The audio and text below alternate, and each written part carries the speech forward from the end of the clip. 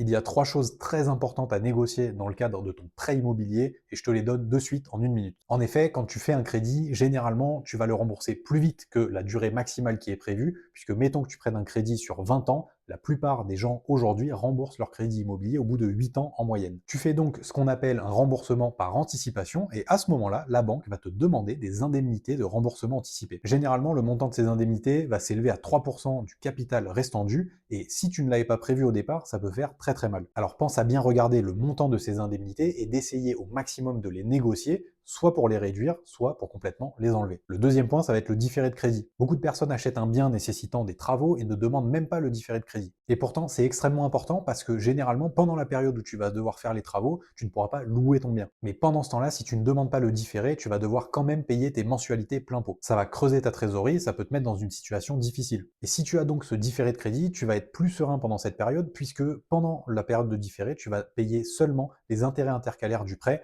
donc beaucoup moins cher que la mensualité classique. Pour la période du différé, ça peut aller de 3 mois jusqu'à 3 ans, ce qui peut te laisser largement le temps de réaliser tous tes travaux. Et la troisième chose à absolument faire sur ton crédit immobilier, ça dépend de quand tu l'as contracté, mais c'est de regarder les taux actuels par rapport aux taux que tu avais contractés. Je vois énormément de personnes qui ont eu des taux à 5% et qui aujourd'hui, maintenant qu'ils sont plus aux alentours des 3, 3,5 jusqu'à 4%, ne vont pas renégocier leur taux à la banque. C'est une énorme erreur quand on sait l'impact qu'a les taux sur le montant total qu'on va payer lors d'un projet immobilier. Il faut absolument le renégocier si les taux sont allés à la baisse depuis qu'on l'a contracté. En faisant ces 3 choses, tu peux économiser quand même beaucoup d'argent sur ton crédit immobilier et donc sur ton projet IMO et ainsi gagner beaucoup de rentabilité et pourquoi pas une belle plus-value aussi à la clé. Si tu veux d'autres astuces de ce type, n'hésite pas à mettre un like, à me follow et à me rejoindre aussi quand je suis en live quasiment tous les jours de la semaine, en fin de matinée ou le midi.